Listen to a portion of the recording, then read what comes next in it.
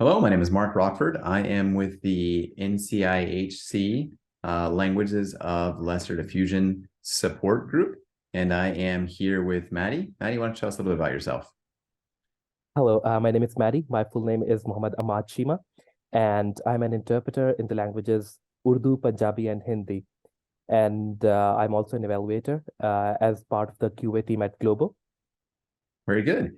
Well, let's talk about your role as an interpreter. What are some of the unique challenges that you face during interpreting encounters with your language pairs?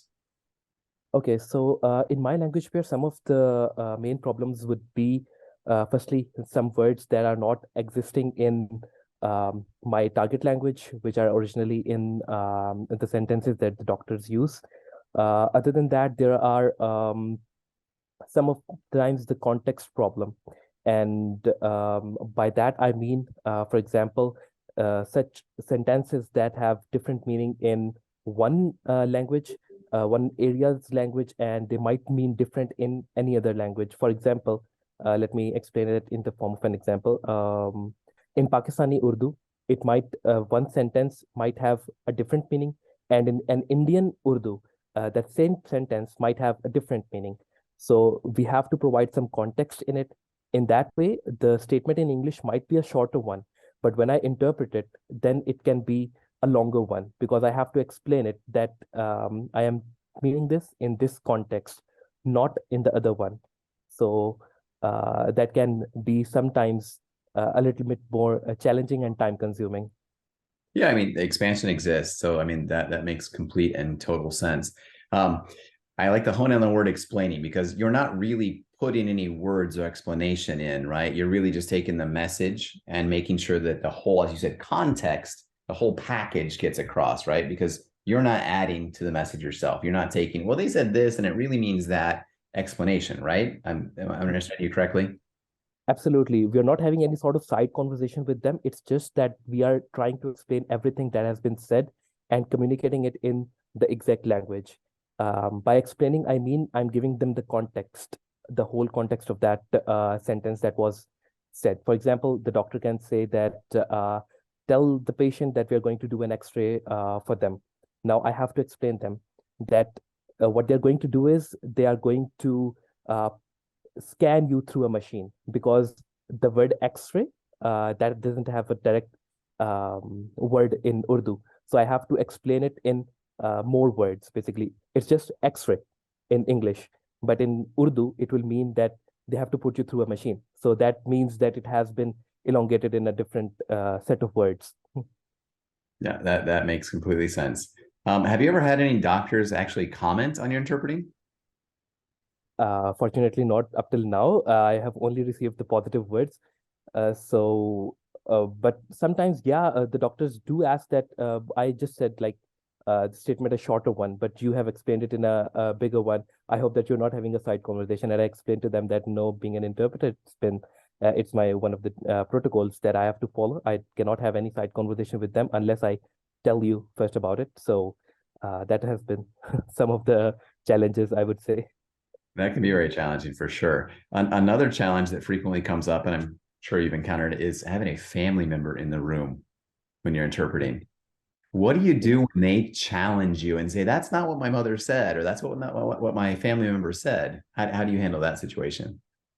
Exactly, that has been happening a lot with me, and every time, like it's actually, you can say that it's about the culture as well. The South Asian culture, they like to have their family members beside them for emotional, moral support, especially because they don't speak the language.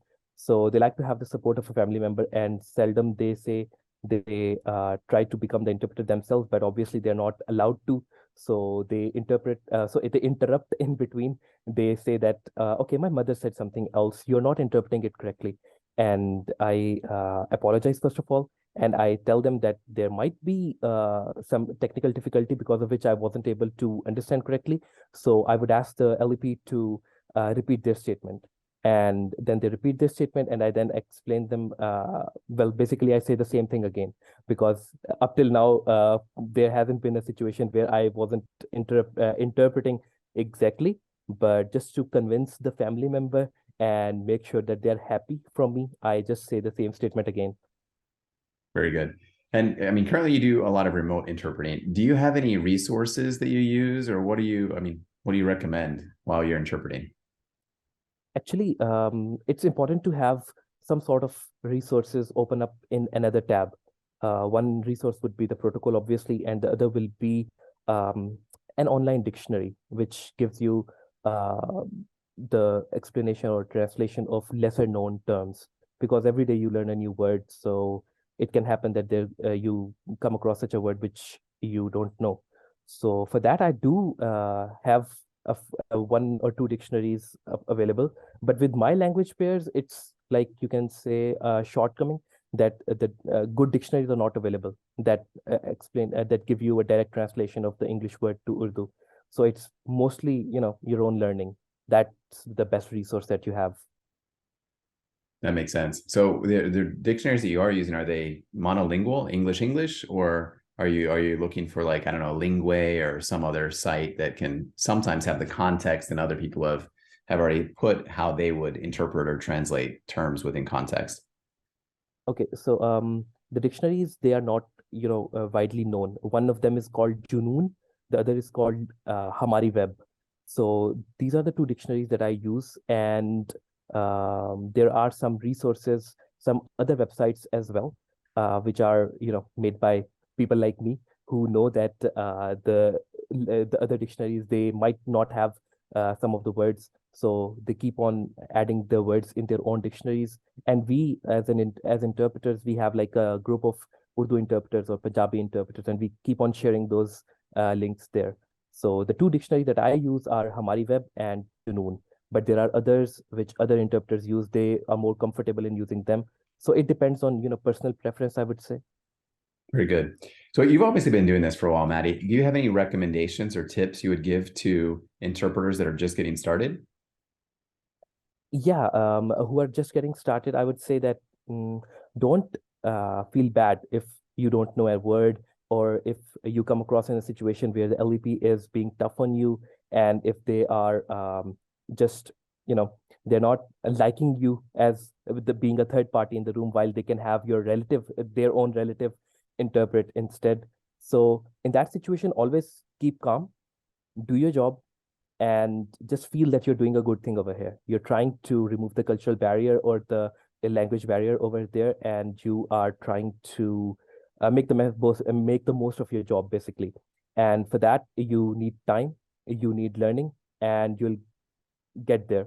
Once you get a hold of it and you become more experienced in it, you will basically be more streamlined and be, you can say that you'll be more fluent in both languages. And in that way, you'll soon gain the trust of LEPs as well. Because in this culture, in our culture, it's difficult to gain the trust, and well, they don't agree to the fact that they need help.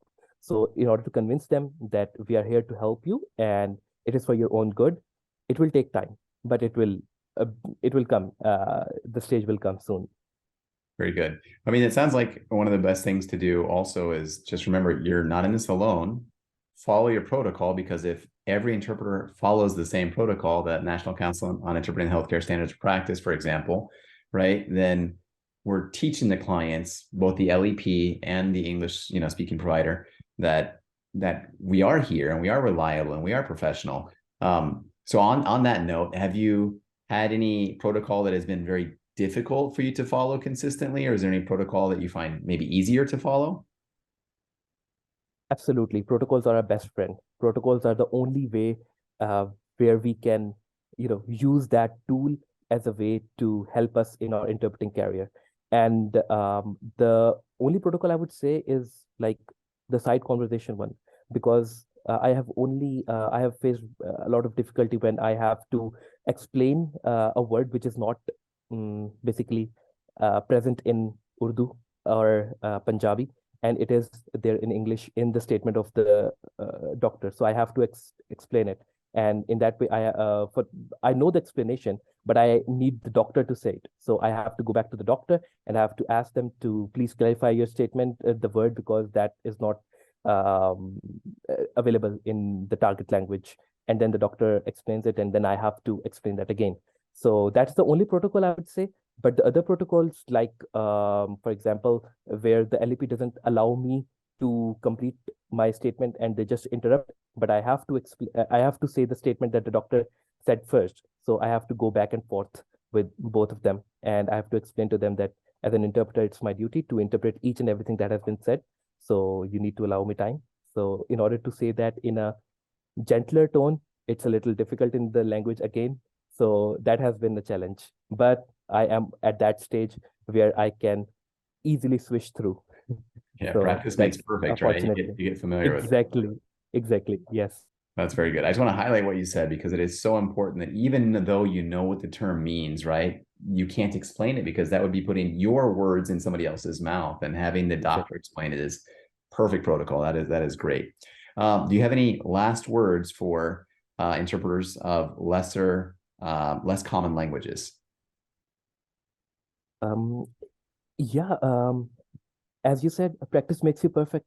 So even though you are facing a few difficulties every now and then, there will be a stage when you will be such a pro at it that your job will just mean that you are sitting there, you're helping them, you're happy, they're happy, the client is happy.